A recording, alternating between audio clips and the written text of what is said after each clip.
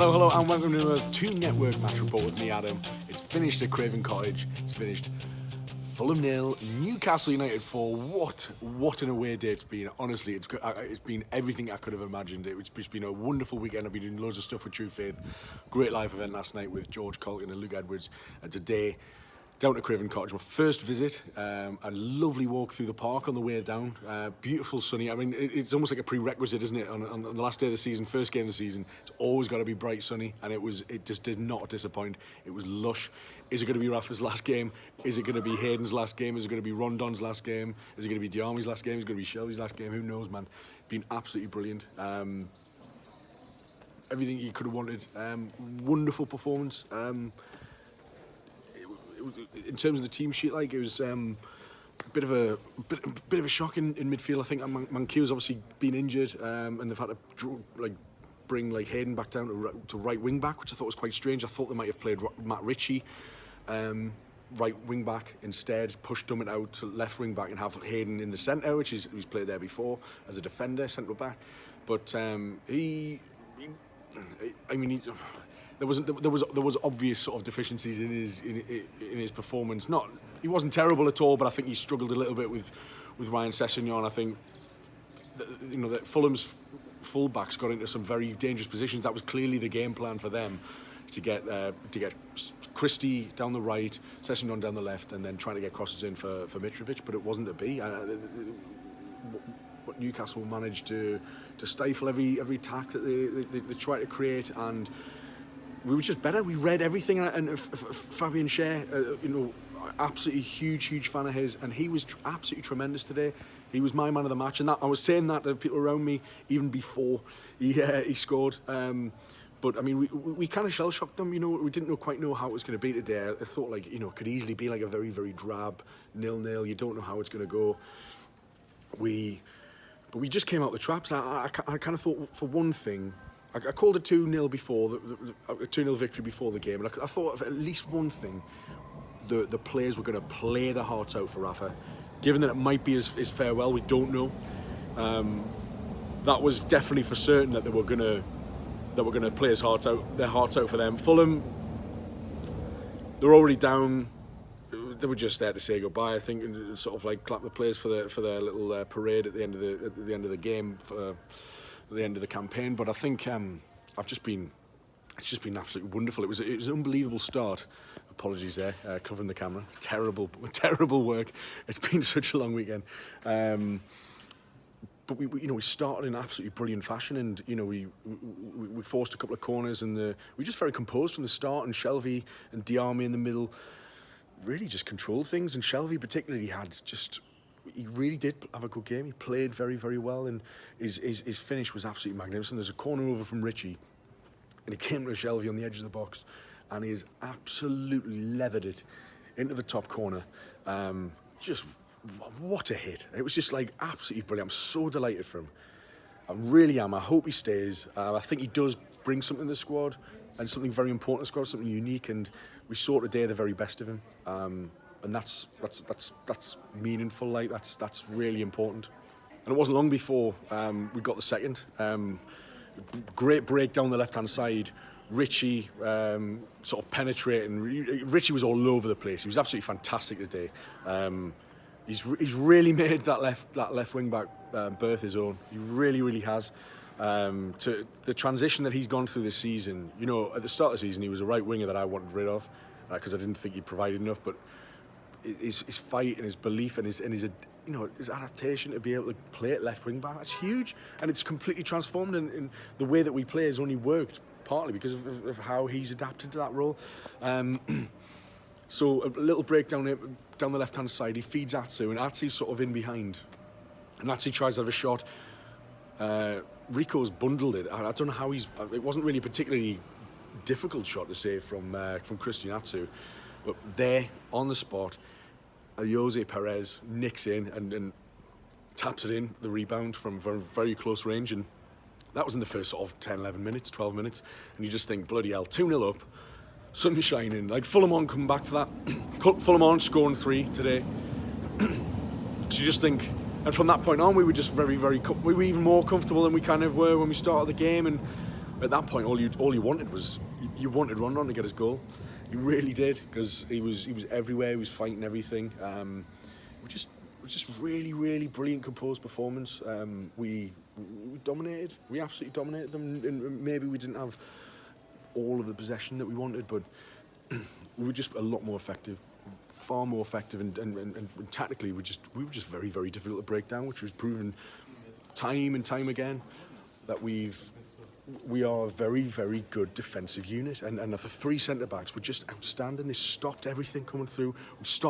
They didn't have any ideas. I mean, there was a moment in the first half where Mitrovic had a header wide. I believe it was sort of from a corner possibly, and he headed just wide. And I thought Dubravka was beaten there, and that could have been 2-1, and it could have made the game a lot different. But it wasn't a be, and it was just quite lucky for him in a sense. But he kind of got a lot of stick as well. It was a bit of pantomime, you know. It was a bit like, you know, you're just a shit Salomon Rondon. And I mean, there was one really sad moment. I was right at the front row behind the goal, and there was a really sad moment where, like, he tried to chase the ball and he just like went out, and he just looked at the whole crowd and just went, everyone's going ah, and he just looked at the crowd just going, it's just like, what have I done?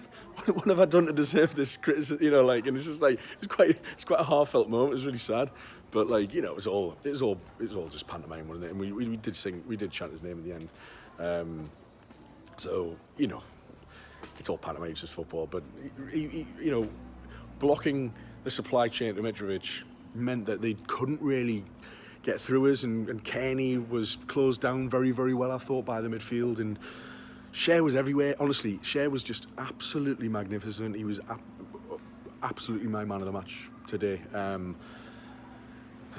And you know, it was just a brilliant day. It's just emotional. I'm really drained. I'm really exhausted. But it's been absolutely wonderful. And you know, the second half was more the same. Like, you know, we saw a bit more of a fight from Fulham, but again, they had possession. They're trying to carve out chances, but they weren't clinical. They weren't as clinical as we were. We created better chances, I think. They only managed two shots on target in the whole game, and one of them was from their 16-year-old Harvey Elliott, who came on. He's got an absolutely daft haircut, but he looks really tidy, and he looks like a talent. He looks really composed for his age. Quite small, but good dribbler. Like, nice bit of strength, and yeah, I was quite impressed with him as you know, in terms of like a sort of bright spark for Fulham and going into the Championship next season. I think hopefully you'll get a start down there and really sort of develop. I wasn't really impressed with too many more players. You know, in the second half, the players were absolutely desperate to get Rondon his goal. I mean, Shelvey was trying to feed him all afternoon.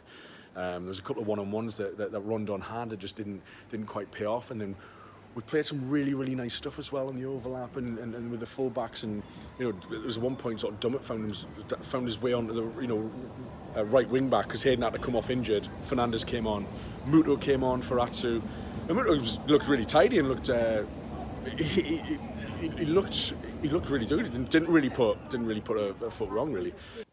Hello, so I've quantum leaped from the early evening sun on the banks of the Thames, and now I'm back in Newcastle after a very long trip home. So I'm looking a lot more bedraggled than just a few seconds ago if you're watching this on the video. So the point I was wanting to get back to was about Hayden. He was played a bit out of position today, ended up going off and got just a rapturous applause, and I just think it was really good. If this is goodbye, for him to just know how much we appreciate, you know, it's been well documented, his off-field troubles in terms of his family and things like that. And you know, I for one, certainly, and I'm sure I'd join almost most people in this, is that we wouldn't begrudge him leaving. You could tell how much the club means to him. You can tell just what an amazing transformation he's had, you know, this season, from being a bit part player, really, a squad player that wasn't really making the grade here, and his head was all over the place. And he points to that red card against Cardiff, for example, which he still is clearly like cut up about if you saw his tweet today. But how important has he been to the last few months, to the performances that we've put out? you know, the way we play in this system that Rafa's, you know, created with the five at the back, his ability, his energy, his, you know, the way he can break play up and the way he can tackle and get in people's faces and just close down spaces, not give midfields an easy ride, and he's been a big part of that. And if you recall, it's only if you know, he made that centre midfield berth his own.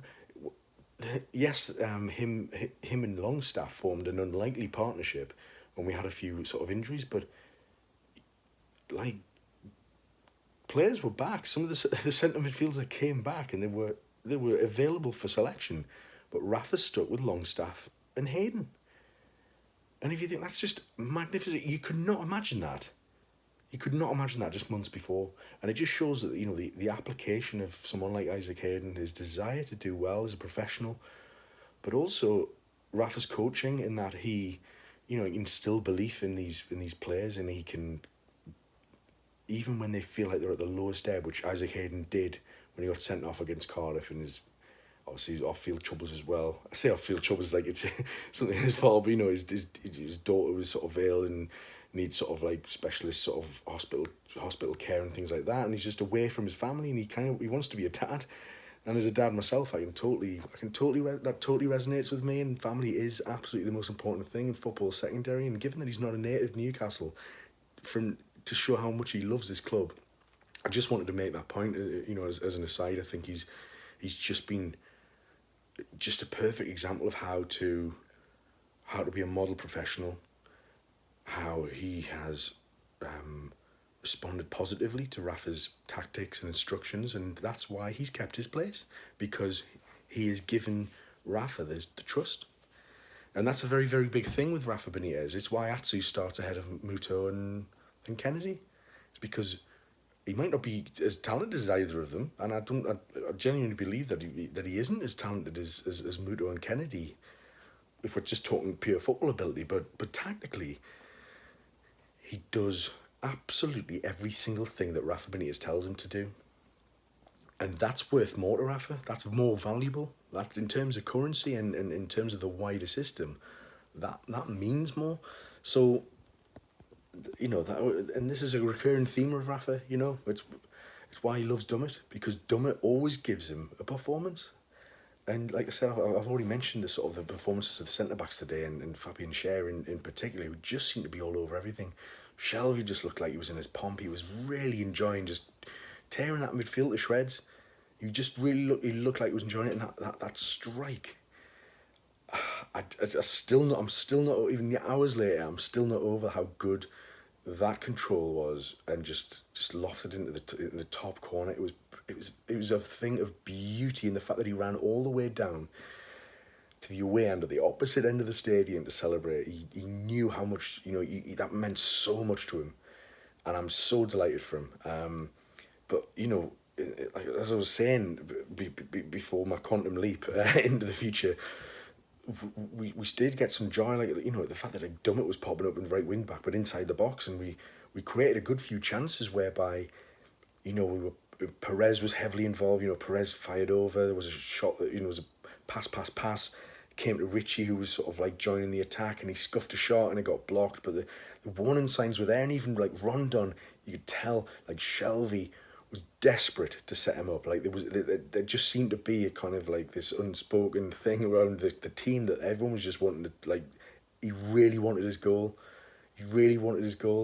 And obviously we get to that in a minute, but like, he had like a couple of like one-on-ones, and you know, there was another where I think it was Callum Chambers got back to recover, and Mawson was there for another, and then Rondon had there's a pull back, and Rondon had a shot that again was just blocked, just superbly, which, you know, difficult to say for a Fulham side that had just kind of crumbled and had nothing left to play for. And that's actually the other point I wanted to make. I'll get on to the second half goals in a minute.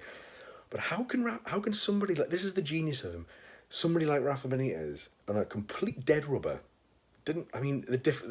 what mattered today was almost like, are we going to finish 13th or 14th? Like, you know, that was literally what today came down to. Meaningless really in the big scale of things, but he got a performance out of his side. We completely steamrolled another team, and yes, it's another team who have already been relegated and consigned to the Championship. But this is a team that, Scott Parker got back-to-back clean sheets out of, which I don't think they've managed for quite some time, and that's, they're resurgent, and that's been because of Scott Parker's, permanent, or it's coming in as caretaker, and he's earned the right to have to like Darren Moore did at West Brom, to have the reins permanently, see what he can do. But how does Rafa Benitez get that performance today out of Newcastle? How does he get that performance when we've got essentially nothing to play for? But as I said before, it's the players want to play for Rafa. They are desperate to play for Rafa, and a lot of them were probably trying to play for the futures as well, and had a point to prove. John Joe Shelvey being that player, really, really just, he wanted to show what he can do, and I think he had a cracking game, John Joe. He was belting, and I got a great little video of him coming over to celebrate with his away fans, and the passion in his face just says it all. That just meant a lot to him. But the second half goals, I said I'd been waxing lyrical about Fabian Schar. Another corner from Richie that ended up just sort of being lofted at the back post, and Fabian Schar, just the desire, he wanted it. He rose above, textbook header down, and bounced past Sergio Rico, and 3-0. I was absolutely delighted from the Swiss dreamboat, Fabian Schar. He's just been class. I sort of mentioned on a True Faith podcast, a couple of weeks ago, that he's so enjoyable to watch because he's a defender who plays with adventure. And if you think back to the likes of Philippe Albert, Nikos Dabizas, these were kind of defenders who had a bit something else about them, had a bit of forward, they love to attack, they love to have the ball at their feet, and I think Fabian Schar goes into that category as well. He's just a pleasure to watch, and he loves it. And yeah, he's got the odd mistake in him, for example, but you look at somebody like Mustafi at Arsenal, he's streets ahead of Mustafi. He's streets ahead. Mustafi's terrible. And again, he was. I think he's been relegated twice in his career before, like Fabian Schar. But these are teams who didn't really have defensive coaches, and obviously Rafa is one of the best defensive coaches in the world. And yet, what you're seeing now is Fabian Schar, even a bit later in his career, he's about 27 or something, but you're kind of seeing him giving instruction and following that instruction to the letter, and obviously what he brings with his distribution as well is, as a ball playing centre back. That's like I was saying with Atsu before. It's so integral to his role in the system to make that system work. That's crucial to the success and what we've seen this season. And we finished the season with 45 points. It's a point better than last season, but a couple of places worse off, given that everyone sort of, I guess, improved around us. But I mean, this saga, and that was 3-0, and that was just beautiful, and the atmosphere was just incredible. It's probably comfortably my best away day. I've gone to a few this season. Burnley was good. Palace was a bit drab. Porto was something else, obviously in the summer, but today, comfortably my best away trip. It was just, everything about it was perfect, and to finish off that perfection, Salomon Rondon threw again, sort of went to strike with his left foot on the left-hand side of the 6-yard box. It got parried by Sergio Rico, but there he was again. Desire, hunger to put the ball in the back of the net, and he got the follow-up, and it went in, and it rolled to the side net and across the keeper. And, he was so delighted. The whole team just came right in front of where I was sat, and just celebrated with him, and he just loved it. And the adulation he got, Salomon Rondon, we wanted to stay. Rafa Benitez, we wanted to stay. There was a lot of love. And again, go back to the Isaac Hayden, we again sung there's only one Isaac Hayden, which will mean so much to him. It will, and it was sung with sort of heart and feeling, and to all of these players, I don't want anything to go. Because what we've got is a squad who who play for each other, play for the manager, and they're a very likeable team. They're bigger than the sum of the parts because they work together hard as a unit. You can see the coaching you can see evidence of the coaching out on the pitch, which you wouldn't be able to say for countless managers before Rafa Benitez. He didn't rest on his laurels with a 4-2-3-1 from last season. He ended up changing a system that was working, but he changed the system based on the personnel, and he found another winning formula. That's 2 seasons in a row he's found a winning formula. So time will tell what's going to happen. It ended 4-0.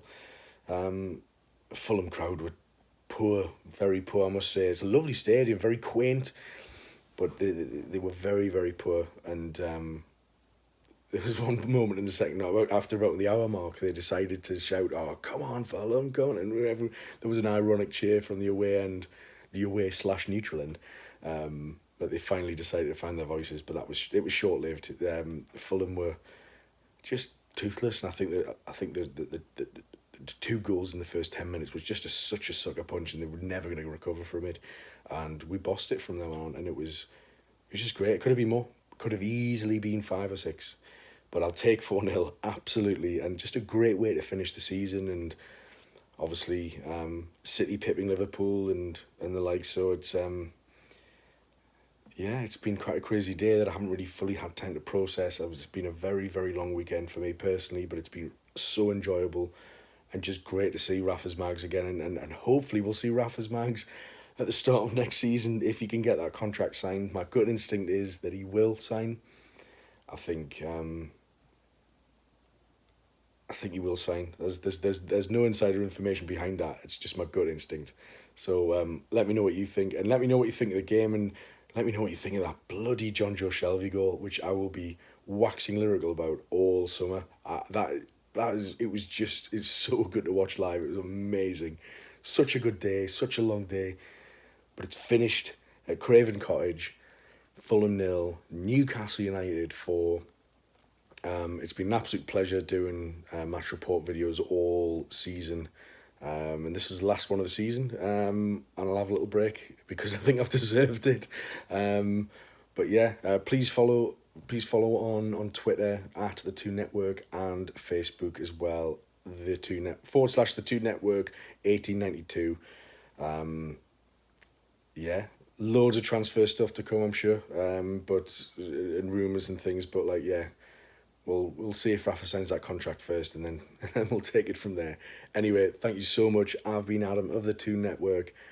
Hope you've enjoyed watching and listening. Please subscribe, please like, please share, and that's it for 2018-19. Season done, season complete. We'll see you soon. Cheers. Bye. Easy bye.